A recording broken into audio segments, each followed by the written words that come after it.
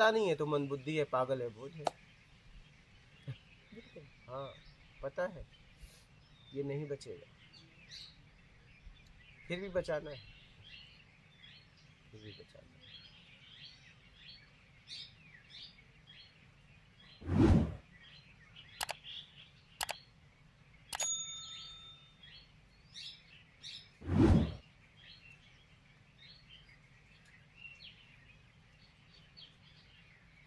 मैं तो ये देखा, तुम चाहे शरीर हो तो भी रहोगे, थे हो रहोगे, आत्मा हो तो भी रहोगे, थे हो रहो, बस रूप का बदलाव हो जाएगा।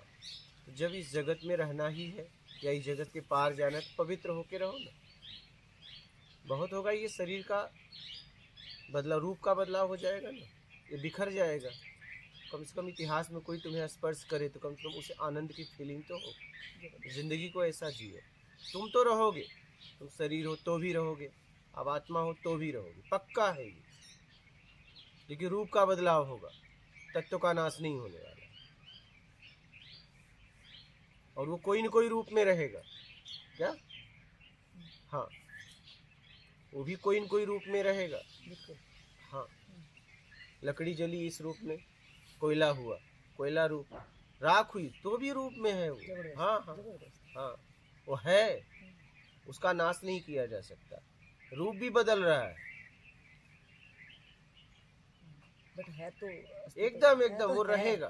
तो मैंने कहा जब रहना ही है तो पवित्र बन के रहो। कि इतिहास में अगर कोई मुझ पे बैठ जाए, अगर मैं बिखर जाऊं, कोई बैठ जाए छू ले तो उसे लगे कि आनंद, कि मैं यहाँ से उठ के जाने की इच्छा नहीं हो रही है, लेकिन क्या करूं, जाना पड़ रहा है। बिखरना ही है इस जगत में। शरीर हो तो भी, आत्मा की तो बात छोड़ दो, बड़ी दूर की बात है। आप शरीर हो तो भी रहोगी, और जब बिखरना ही है तो पवित्र बनकर बिखरो। कि जब आपको लोग इतिहास में कभी कोई स्पर्श करे तो कहे कि यहाँ ये अब हाथ हटाने की इच्छा नहीं हो रही है, फिर भी हटाना पड़ रहा है। इस तरीके से जिए। मैं था, हूँ, रहूंगा, यही तो मुझे समझ में आया। जब रहना ही है तो पवित्र बन के रहो। अपवित्र बन के क्या मतलब कि कोई छुए तो तुरंत घुटन हो, कहाँ आ गए, नहीं, आ गए तो जाने की इच्छा नहीं हो रही। अगर इतिहास में मुझे कोई छुए तो उसकी हाथ हटाने की इच्छा ना हो और मैं उसे देखता रहूं,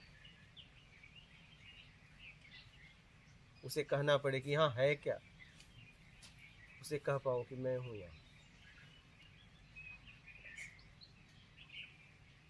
मैं हूं।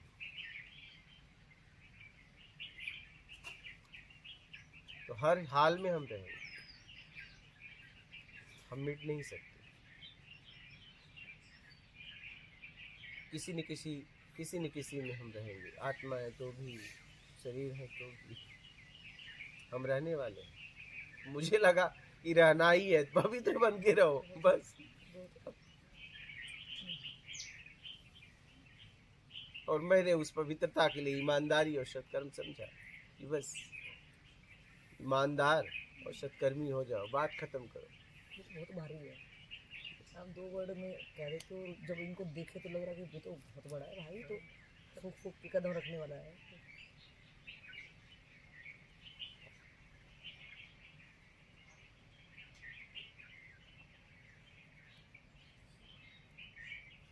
बहुत आसान है, जब योग्यता से ज़्यादा आपको नहीं चाहिए तो बहुत आसान है। क्या? हाँ, और जब योग्यता से ज़्यादा चाहिए तो बहुत कठिन है, फिर होगा ही नहीं। फिर बहुत उलझा है। हाँ, तब होगा नहीं, होगा नहीं।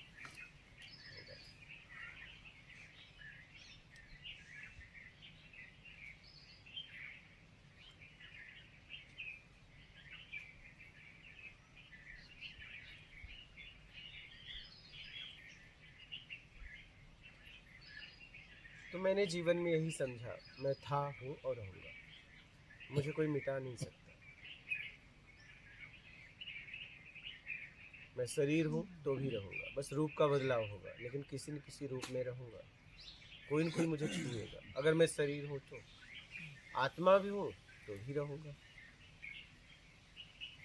इस लोक से कहीं और जाऊँगा, जब जाना है तो कुछ नहीं चाहिए तभी जा पाओगे, कुछ चाहिए तो नहीं जा पाओगे।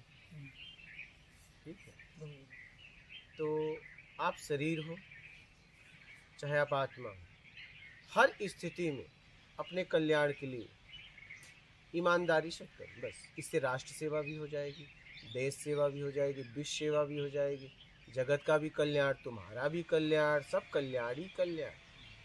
बस इतनी सी बात है, ईमानदारी से करो। आप मूल अपने घर भी चली जाओगी इतने से। और ये बड़ा आसान है अगर आप चाहो तो।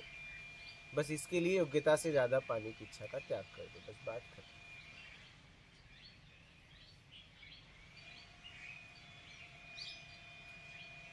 समझ रहे? हाँ। जिस मैं योग्य हूँ उसके लिए मुझे रिक्वेस्ट नहीं करना पड़ेगा। अगर मैं नहीं लूंगी तो सामने वाला रिक्वेस्ट करेगा, प्लीज आप ले लीजिए, ये आपका है क्या, आपका है, ले लीजिए आप। और आपका नहीं है, योग्यता से ज़्यादा चाहिए तो आपको उसे रिक्वेस्ट करना पड़ेगा। दे दिया तो राग, नहीं दिया तो द्वेष, बस। और राग द्वेष ही बंधन है। राग द्वेष में हम अनेक शरीर में, अनेक पिंड में फंसे हुए हैं। इसलिए योग्यता से ज़्यादा पाने की इच्छा का त्याग करो, बस बात खत्म हो गई, निकल लो। और एकदम एकदम सरल है, इसमें न कोई मेहनत करना है, न कुछ विधियां करनी है, न साधना करना है। अच्छा, आपको आना यही है क्या? दुनिया के किसी कोने में जाओ, लाखों जन्म बाद भी आपको आना ईमानदारी सत्कर्म पे, तभी आपका कल्याण आत्मिक होगा, नहीं तो नहीं आना। तो मैं कह रहा हूँ अभी आ जाओ ना, क्या? हाँ, अभी आ जाओ ना, आना ही है तो देर क्यों कर रही है, अभी आ जाओ। ईमानदारी है तो आप अपने आप में, बेईमानी में कई लोग हैं, कई लोग हैं तो आप बाहर हैं, और किसी पे आप निर्भर हैं। ईमानदार है तो कुछ भी हो जाए, बेईमान है तो कुछ होने का फर्क होगा, किसी को कुछ होगा तो आपको फर्क पड़ेगा। ईमानदार है डर भी रहता है वो, बेईमान आदमी गुरु जी हमेशा डरा भी रहता है। वही तो हमने यही देखा, यही समझा कि चलो पिछला जितना हुआ हुआ छोड़ दो, ठीक है? अभी तो ये आपके हाथ में है ना, तुरंत फैसला कर लो, तुरंत मुक्ति मिलेगी, तुरंत। आप चाहो तो तुरंत आप मुक्त हो, ईमानदारी अपना कर, बस तुरंत मुक्त। और ईमानदारी में आप अपने आप में हो गए, छूटने की यात्रा होने लगी। जब छूट जाएगा, बाहर के रूप से छूटेंगे आत्मज्ञान होगा, और इस रूप से छूटेंगे ब्रह्म ज्ञान होगा, बस बात खत्म, इतनी सी बात है। और रूप में हम उम्मीद में फंसे हुए हैं योग्यता से ज़्यादा, और जितनी योग्यता है उतना मिलेगा तो हमें उसकी याद भी नहीं आएगी। क्या याद भी आएगी तो राग द्वेष नहीं होगा, आएगा चला जाएगा। योग्यता से ज़्यादा दिया है तो जैसे ही उसकी याद आएगी पकड़ लेंगे कि अच्छा आदमी था, नहीं दिया होगा बहुत बुरा आदमी था, नहीं। बिल्कुल बिल्कुल, हाँ? ऐसा ही होता है, ऐसा ही होता है तो बिल्कुल, इसलिए योग्यता से ज़्यादा पाने की इच्छा का त्याग करें। समझ में आए योग्यता से? और कोई प्रश्न हो तो बोलिएगा। वो तो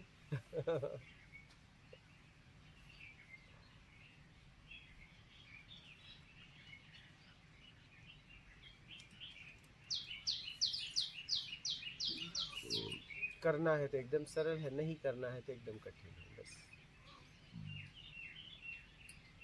और बस आपको पक्का तो करना है, आपके हाथ में है, किसी से कहना भी नहीं पड़ेगा कि आप मेरी सहायता करो ना, कोई सहायता नहीं। आज से मैं ईमानदारी पूरी तरह, 100 तो समाज ने दिया, एक मैं, 101%, बस बात खत्म, कुछ भी हो जाए, बस इतना पक्का कर लीजिए, बस बात खत्म, इतनी सी बात हो गए, आप ईमानदार, तुरंत आपके हाथ में है मुक्ति, आपके हाथ में मुक्ति है। मुक्ति में क्षण लगता है, क्षण। आपने बोला कि मुक्ति, बात खत्म, इतना आसान है, और ये आपके हाथ में है, तुरंत। आप जब चाहो तब, जहाँ चाहो तहाँ, मुक्ति आपके हाथ में है। अच्छा, ये कैसे कि पल भर में ही हो जाता है? मतलब हम ईमानदारी करते रहेंगे, अपने कर्म को देखते रहेंगे और सत्कर्म करते रहेंगे, जैसे हम प्योर होएंगे तो वो घटना घटेगी। हाँ, एकदम जैसे शुद्ध हो गए। हम्म, जैसे एक स्त्री गर्भ को धारण करती है, एक माँ बनने वाली हो तो एक पिता बनने वाली हो। अब माँ बनने वाली है, माँ बनी नहीं, लेकिन जब माँ बनती है तो क्षणिक लगता है। बराबर। गर्भ धारण होता है तो क्षणिक लगता है। हम्म, हाँ,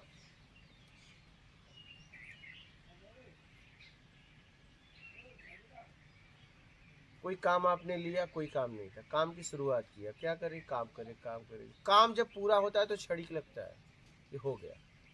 क्या? हाँ, उसमें समय नहीं निष्कर्ष लगता। नहीं, आप पवित्र हो गई तो हो गया। आपको छूटने के लिए काम करना है, बस ईमानदारी सत्कर्म। अब ईमानदारी अगर आपने अपना ली तो आगे का बंधन बंधेगा नहीं। सत्कर्म के द्वारा पिछला हटाने के लिए आपको बल मिलेगा, बस सीधी सी बात, ताकत मिलेगी। बहुत आसान है, बहुत। मुक्ति मोक्ष बहुत आसान है। क्या आप चाहते हैं? बस अपने आप से पूछिए, बस।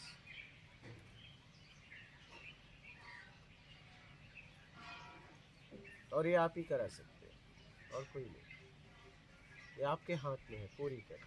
क्या सच में आप चाहते हैं? देख पाओ तो देख लो। ज़्यादातर जाना कहीं और है, पता कहीं और का पूछ रहे हैं, जा कहीं और है, हमें खुद नहीं पता जाना कहाँ है, बस यूं ही चले जा रहे हैं। क्या? पक्का कर लीजिए जाना कहाँ है, बस आप पक्का तो करिए, पक्का कर लीजिए क्या चाहिए, यात्रा होने लगी, पक्का तो करिए।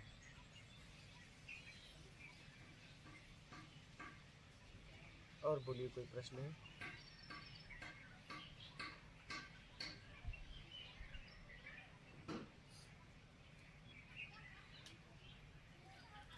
तो ये जैसे अष्टावक्र गीता पढ़ रहे थे, तो कहते हैं उनको रकाब में रखते ही वक्त ही राजा जनक ही हो गए। हाँ, तो उन्होंने जो ईमानदारी सत्कर्म, उन्होंने उस टाइम पे ये भी तो किया था कि जो अगर शास्त्र में कोई हरा देता, आत्मज्ञान नहीं करवाता, तो उनको जो भी पंडित या विद्वान थे उनको वो जेल कर वो देते। सिस्टम देता था, हम्म, वो सिस्टम देता था, वो नहीं देते थे। राजा कभी अपराधी नहीं होता है। किसी को फांसी हो रही तो उसके कर्म की वजह से हो रही है, इसमें बराबर। राजा का दोष नहीं है। वो ठीक है। मेरा क्वेश्चन था कि जिस टाइम पे उसको मतलब हाँ, उसने ये मान लिया होगा कि मेरे को भी चाहिए, वो आत्मज्ञान के लिए इतना तत्पर हो गया था कि चलिए, अष्टावक्र ने मैं पल भर में। क्लियर कर देता हूँ जी इसको, जी। क्लियर कर देता हूँ। जब राजा जनक को स्वप्न आया है, उन्होंने शर्त रख दी कि इसका उत्तर देने वाला, उन्होंने स्वप्न से पहले राजा, फिर स्वप्न में बंदी, और फिर देखे तो राजा। तो वो ये पूछना चाहते थे कि आखिर सत्य क्या है। उन्होंने विद्वानों की सभा रख दी, उन्होंने दो ऑप्शन रख दिए, एक चांदी का सिंहासन, एक सोने का सिंहासन। चांदी के सिंहासन पे बैठ के जो व्यक्ति जवाब देगा उसे आधा राजपाट दिया जाएगा, या तो आजीवन कारावास गलत हुआ तो। सोने के सिंहासन पे अगर कोई बैठ के जवाब देगा, उसे जो मांगेगा वो, और जवाब गलत निकला तो फांसी की सजा। लोग विद्वानों की भीड़ लग गई। अष्टावक्र ने बात सुनी, उन्होंने कहा मैं माँ जाना चाहता हूँ। माँ ने कहा कि मैं पिता को खो चुकी हूँ, तुम्हें नहीं खोना चाहता, क्योंकि उनके पिता राजा जनक के सभा में हार कर, लेकिन उन्हें मृत्यु दंड वगैरह नहीं दिया गया था। वो कुछ करवा रहे थे, उसमें विद्वान चाहिए था, तो किसी तरीके से हरा कर उन्हें उनके विद्वता का पता लगाकर उनको उस काम में ले जाते थे। वो कोई दंड नहीं था, आप समझ रही हैं? ये बात राजा जनक को पता थी, तो बोले मैं जाऊंगा।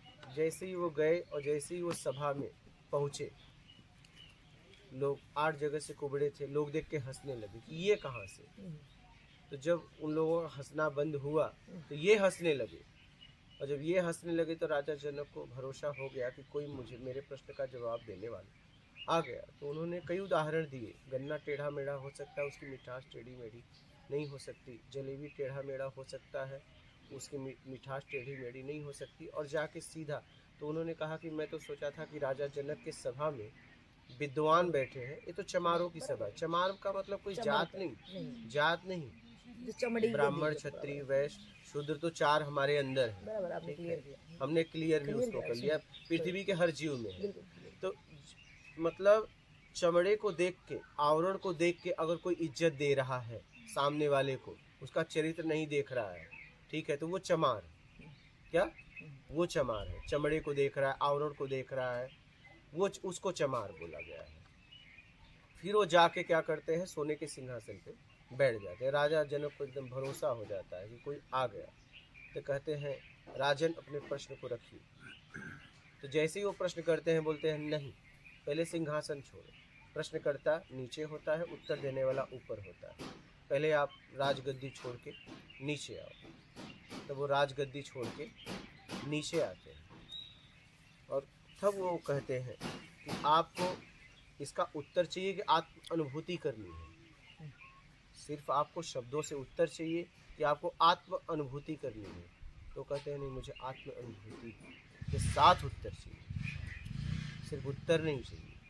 तो बोले चलो हमारे साथ चलना पड़ेगा। बोले वो बता देते हैं कि राजन, न तो ये पहले ये सच था, तुम राजा थे, न तो स्वप्न, न तो ये। फिर इसके बाद कहते हैं मुझे अब आत्मानुभूति कराने के लिए मुझे दक्षिणा चाहिए। दक्षिणा में या तो तुम मुझे मन दे दो या तो राजपाट। ठीक है, अब राजा जनक राजा थे, अब यही समझना। वो कहते हैं मैं अपनी पत्नी से विचार विमर्श करता हूँ। देखिए कितने ईमानदार थे। बिल्कुल बिल्कुल। देखिए वो तो वही कह देते कि आप जो मांगो दे देता हूँ। बोले नहीं, मैं अपनी पत्नी से विचार विमर्श करता हूँ। और वो अपनी पत्नी के पास आते हैं, कहते हैं कि ऐसी ऐसी बात है। तो उन्होंने कहा कि देखिए हम राजा हैं, हमें सुख भोगने के लिए, राज्य चलाने के लिए हमें धन चाहिए। तो राजपाट एक काम करो, खुद ले लो, ठीक है, अपने पास रख लो और मन गुरु को दे दी। तो उन्होंने राजपाट किसको दे दिया? अपनी पत्नी को। ध्यान से समझिएगा। अब उनके पास क्या रहा? एक मन बचा, गए गुरु को दे दिए। अब कौन बचे? राजा जनक। मन भी हट गया और वो भी हट गया। बोले राजन, उन्होंने घोड़ा लगवाया। बोले आप इस पाँव को इस पाँव पे कर दोगे, हम ज्ञान करवा देंगे, आपको आत्मबोध हो जाएगा, आत्मानुभूति हो जाएगी। तो एक पाँव रखते, जैसे ही रखे बोले मेरा मन नहीं है। क्या? मेरा मन नहीं है। रुक गए, रुक गए, रुक गए, स्थिर हो गए।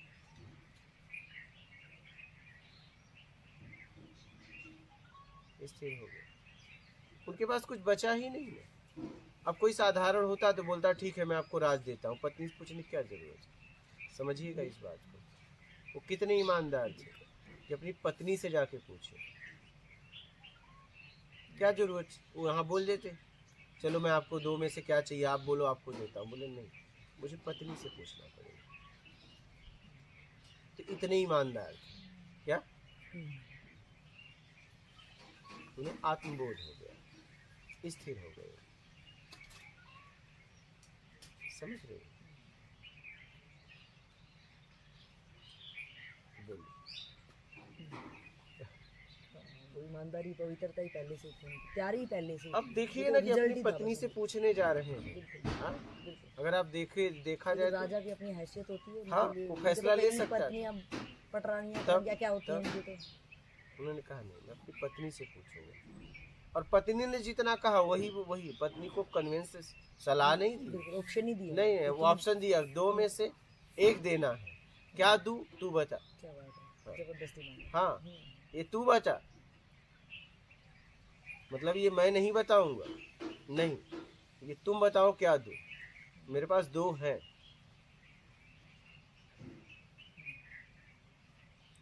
ठीक है, पहले ये छूते लग रहे हैं जैसे कि वो तो उनको तो टच ही नहीं हो रहा। भाई देखिए ना आप इस बात को। जैसे है भाई, लेना तूने ले लो जो भी लेना। हाँ, दो है, तू ही उठा ले जो तूने। मैं तो गुरु ने कहा तेरे पास दो है, एक मन एक राज है। ठीक है, तो ठीक है मैं अपनी पत्नी से पूछ लेता हूँ। तो दो है, बताओ क्या दूं। उन्होंने कहा मन दे दो, राज रख लो। ठीक है, राज दे दिया पत्नी। उन्हें तो कुछ नहीं चाहिए था।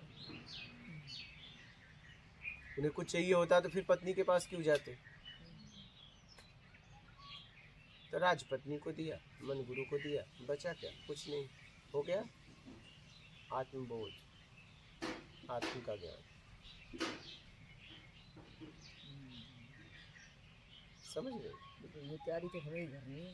आपने रिजल्ट बता दिया भैया, ऐसे हो सकता है। इसलिए मैं तो कहता अपने को हूँ ही कुछ करना है। कुछ नहीं चाहिए, मैं आ जाऊँ।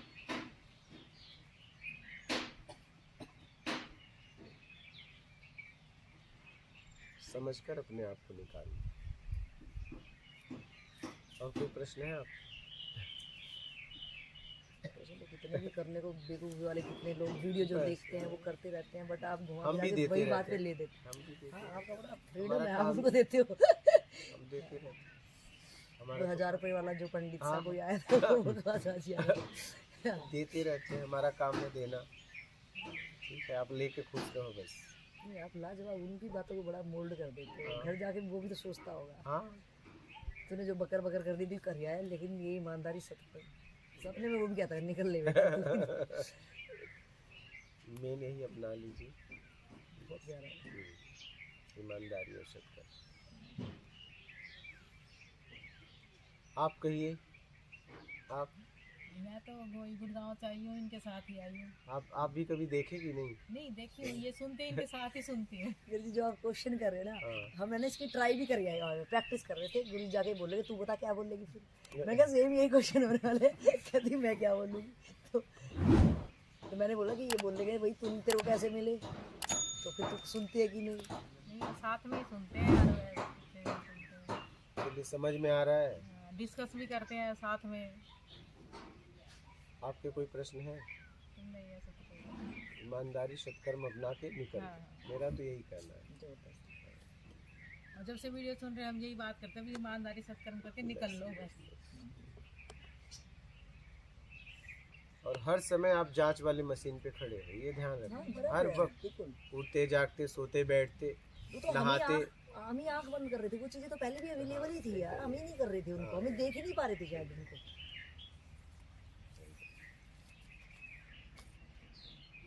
अब समझ के निकल। समझ भी है, ज्ञान भी है, मिल रहा है। बिल्कुल, हाँ, अब देर मत करो, अब निकल लो। ठीक है? तो निकल ही जाएंगे, हाँ। निकल ही जाएंगे।